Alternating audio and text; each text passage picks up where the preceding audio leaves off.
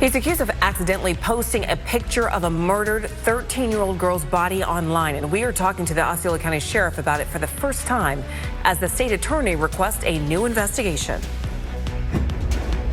This nightclub in Eatonville is finally getting much-needed renovations. I'm WESH 2's Christina Watkins. Coming up, we go inside Club Eaton to show you the efforts to restore this piece of history.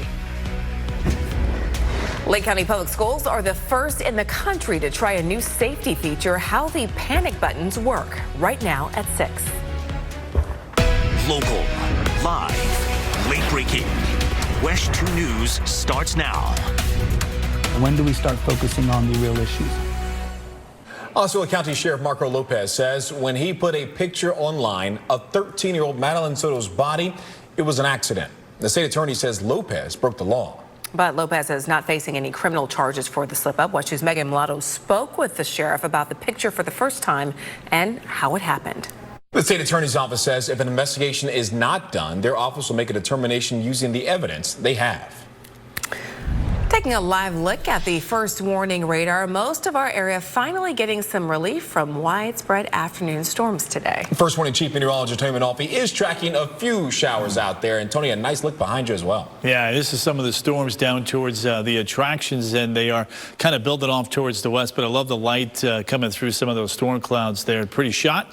There's a look at some of the storms down to the south. Most of the energy today is on the western side of the peninsula because we have a dominant east to east southeasterly wind flow pushing the east breeze well inland already and forcing the drier air to come in off of the Atlantic. But you can see the storms here from Ocala back towards Salt Springs on into Eustis, Altoona, the Villages, a couple light showers. We zoom it in there. You can see all of this building up towards the Waresdale area. And then off towards Tavares and Altoona, another crop of some showers and storms now building right off now the northwest side there of Lake Apopka.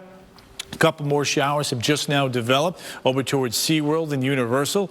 These are building off towards the north and west, headed towards Winter Garden and back towards Ocoee. A few more showers and storms picking up here a little bit as we've had a couple collisions between outflow boundaries and the east breeze, and a few more showers here in and around the turnpike. All of this is going to build off towards the west. We think that as we go through the next hour or two, this is where the roughest of the weather is going to be. In the metro areas on east, we're good. Most of the storms will be back towards the west. Coming up, I'll show you why.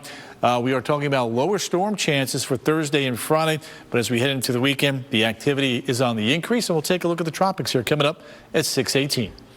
Tony, thank you. Former Orlando City Commissioner Regina Hill is now under investigation by a federal agency. According to new court documents from the state attorney's office, the U.S. Department of Housing and Urban Development is looking into allegations that Hill stole an elderly woman's identity and then used her name to get a federal loan to buy a home.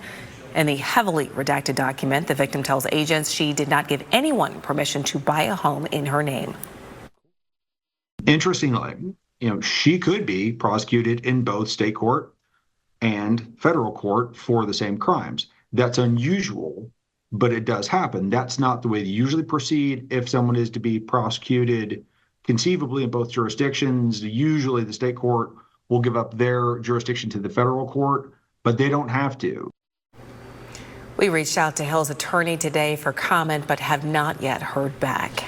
Happening right now, the new Pulse Advisory Committee is meeting for the first time tonight. The meeting is at the Kia Center. They have a lot of work to do, what no other groups have been able to, build a permanent memorial.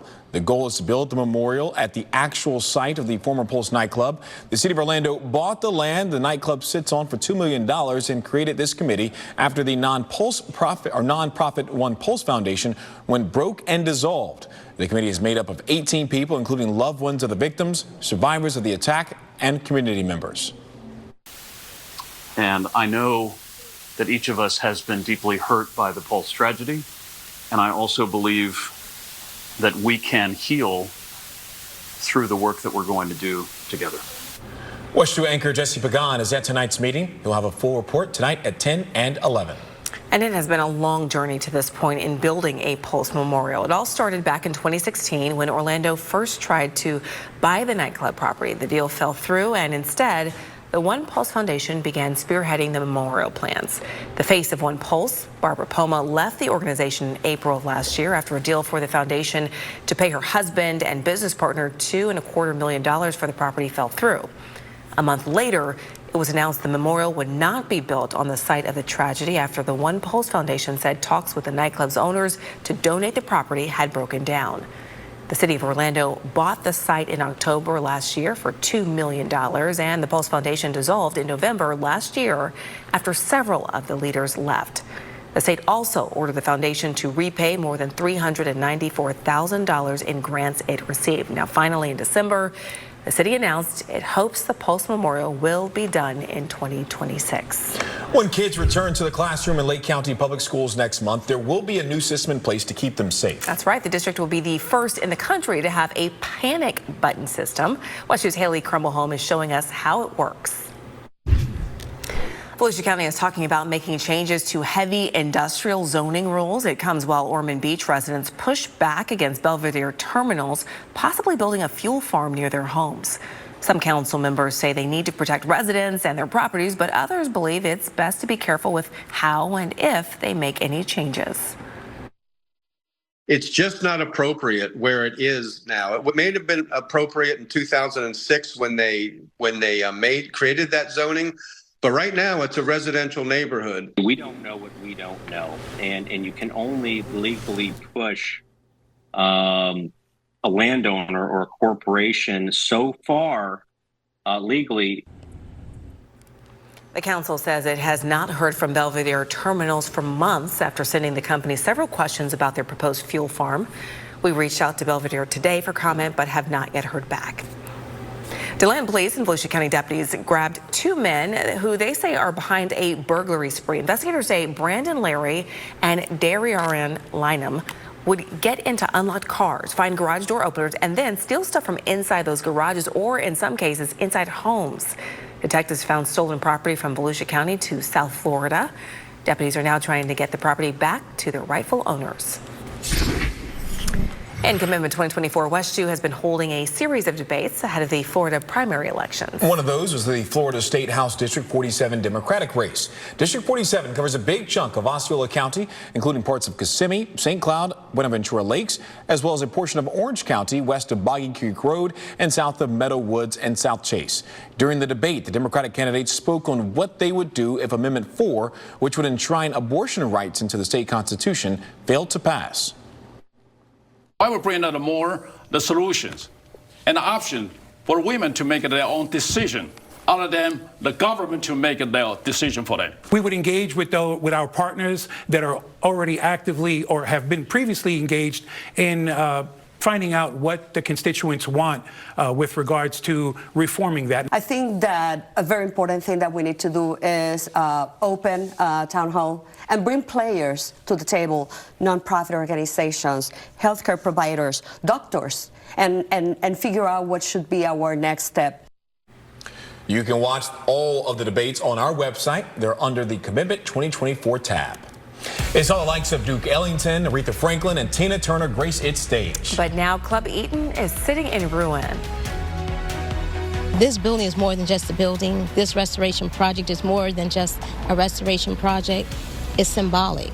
It's symbolic of how this town still exists. The big plans to renovate this piece of history in the heart of Eatonville. Tonight, French officials revealing they have already thwarted attacks on the Paris Olympics. Tonight, our rare access to the elite team preparing for the worst. And President Biden speaking tonight, what we know about his Oval Office address to the nation on Nightly News. The Olympic Zone. Live from Universal Orlando Resort. Join us each night during the Paris Olympics for in-depth coverage of the games, the highlights, medal counts, and a behind-the-scenes look at what's happening from Paris. Plus, follow our own local athletes on their quest to win gold. We are thrilled to be hosting the Olympic Zone. Live from Universal Orlando Resort. Are you ready for the games? We are. Beginning Saturday at 7:30. Brought to you on WESH 2 by Advent Health. Ella Fitzgerald, Billie Holiday, James Brown.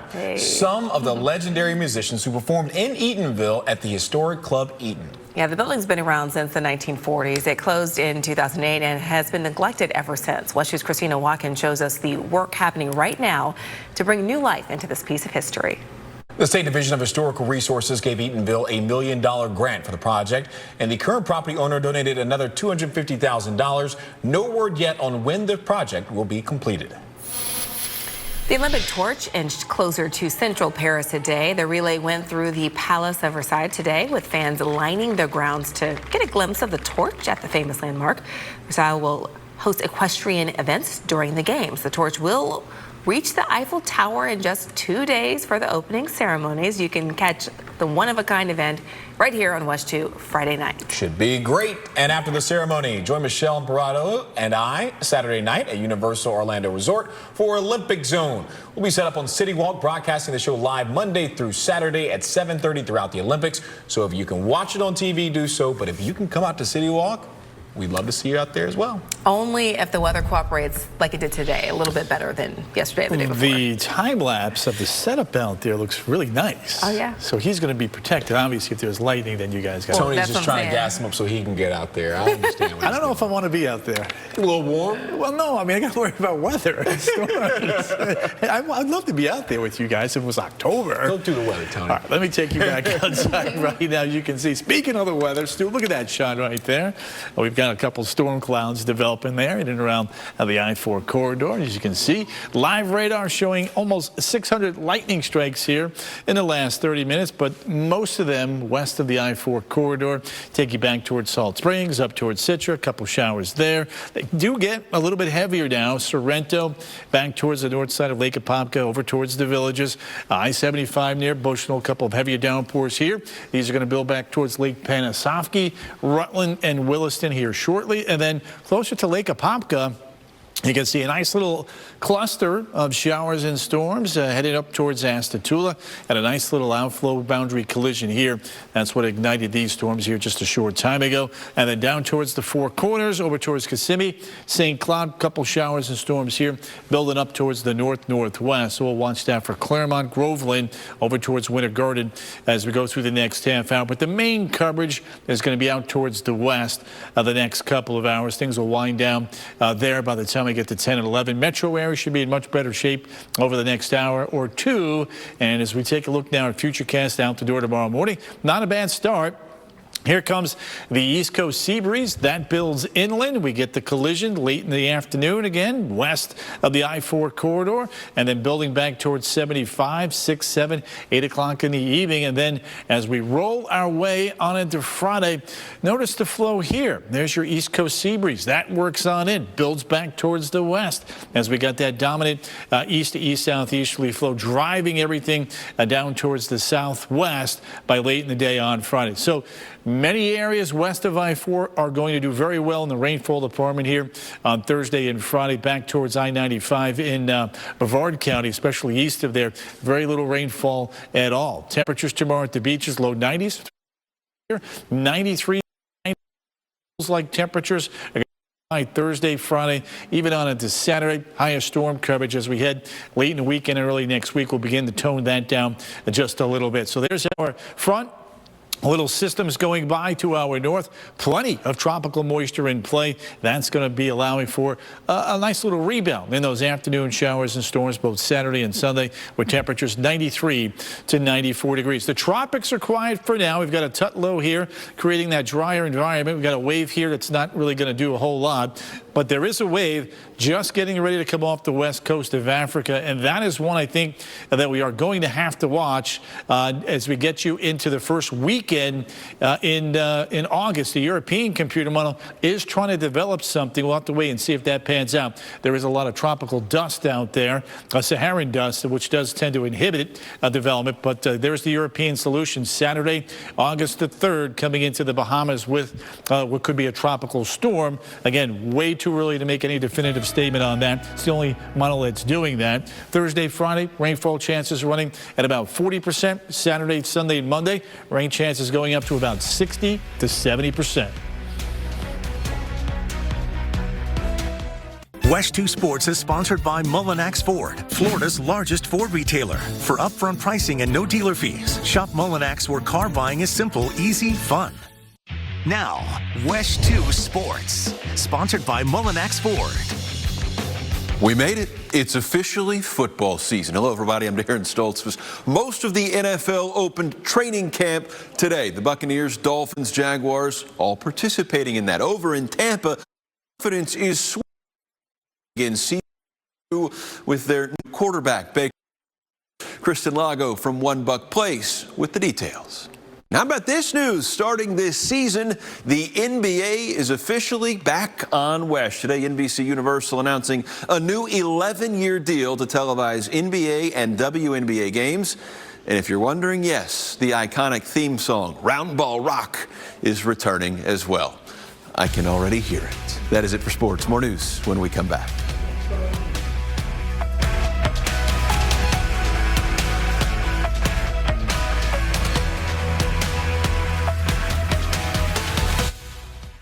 Closed captioning is sponsored by Advent Health. We have several stories we're following for you tonight at 7. Yeah, since the ban took effect in April, health some changes. How they are adapting to the ripple effect this rule has had across our area. Plus, a young woman from here in Orange County taking her passion for sports medicine abroad to Paris. We'll show you how this athletic trainer is lending her talents to Team USA. That's our report for tonight. NBC Nightly News with Lester Holt is next. We'll see you again at 7 and then at 10 and 11. Have a great night.